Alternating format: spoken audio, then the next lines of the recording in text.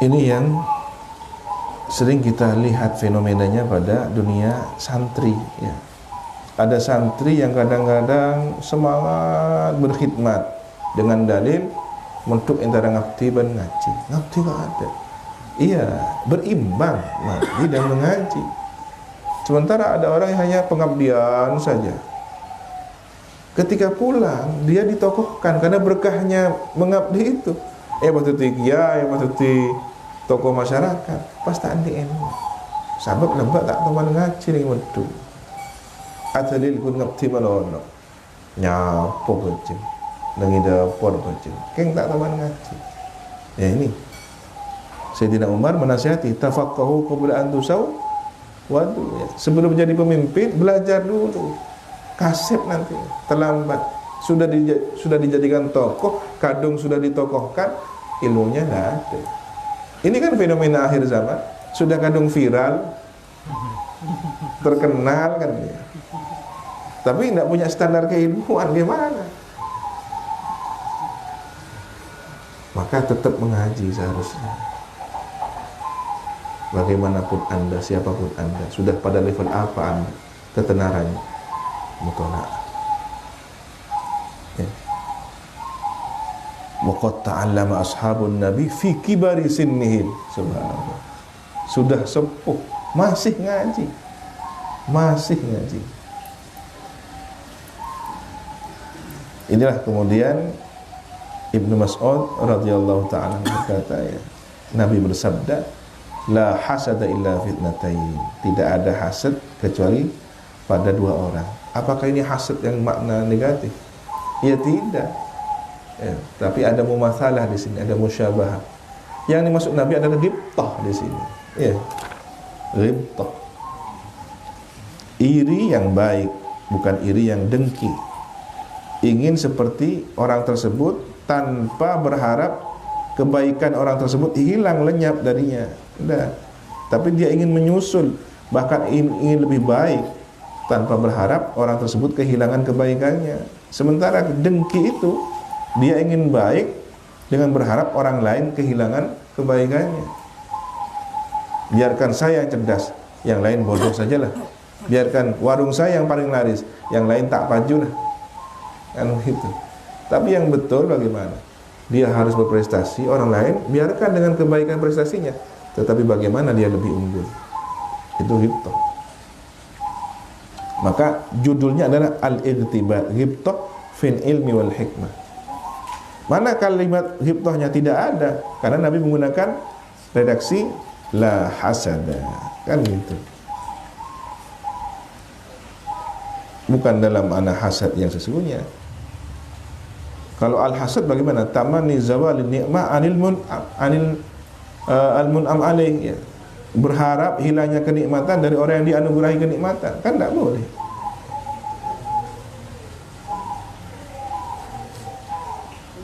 Secara tabiat, karakteristik manusia, memang ada potensi orang itu senang lebih unggul. Ya, at-tarafu, hubbut tarafu 'alal jins. Apa yang dia satu level, dia ingin lebih. Ya. Sesama tukang beca ingin yang lebih laris, kan gitu. Sesama jual nasi ingin lebih baik. Sesama santri ingin lebih prestasi. Sesama ustadz ingin lebih prestasi. Sesama kiai sama. Potensi itu ada.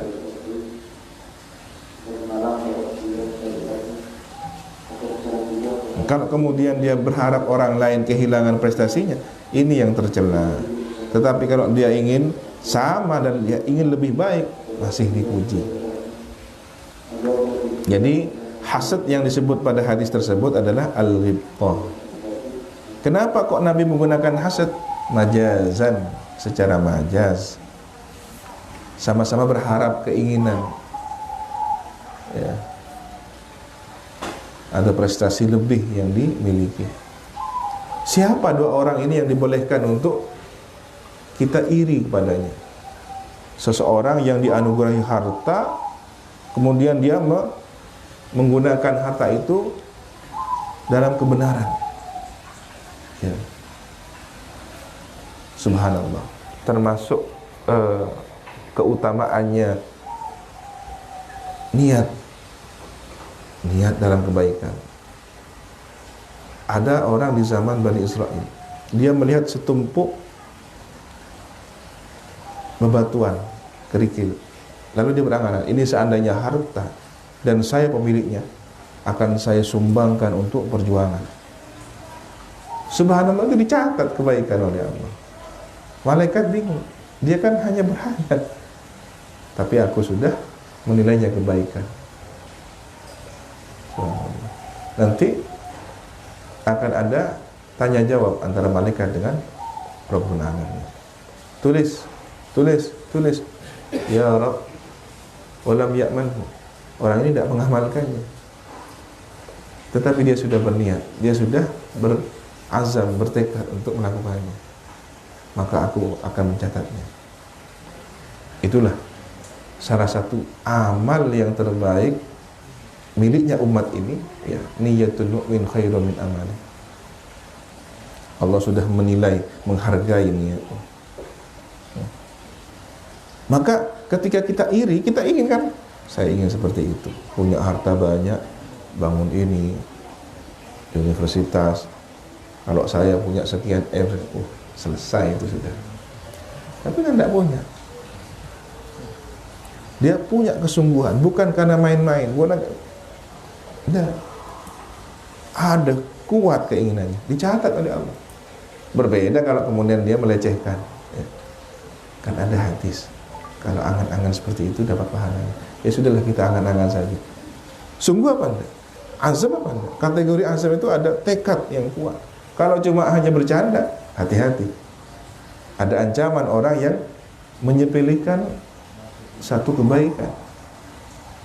Begitu. Silakan di cross check di kitab Qul Hadhihi Sabili tentang al-munjiyat, masalah al-ikhlas, ya, lillah. Di situ. Kemudian yang kedua, siapa yang pantas kita iri kepadanya? Seseorang yang dianugerahi hikmah oleh Allah, kebijakan, ya. Dia bijaksana. Kemudian dia memutuskan dengan hikmah itu. Dia mengajarkan dengan hikmah itu. Berarti makna hikmah di sini luas, ya.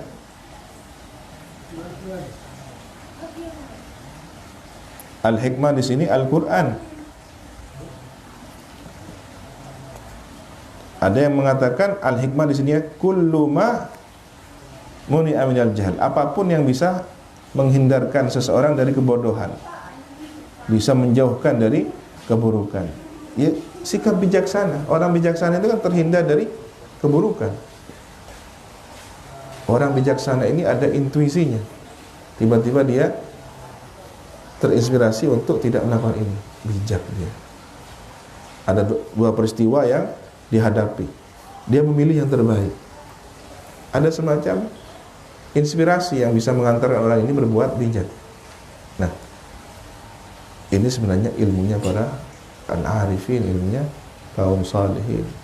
Kenapa? Karena orang yang sudah saleh, orang yang sudah bertakwa, seluruh aktivitasnya terkontrol. Memang tidak maksum, tapi hifdz dari Allah. Nah, salah satunya adalah hikmah.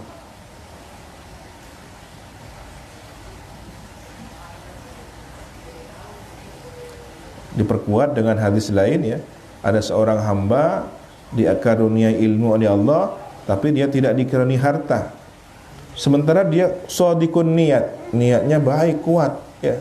Seandainya saya punya harta, saya akan beramal ini, saya akan beramal itu seperti fulan, ya. Maka pahalanya sama. Orang yang punya benar-benar punya harta dan menginfakkan, dengan orang yang berilmu dan punya shadiqun niyah, hanya berangan-angan, tetapi dengan tekad yang kuat, terencana. Ini bangunan sekitar sekian, kalau ada dana sekian, saya sudah bisa bangun untuk fasilitas santri ini. Ada kesungguhan,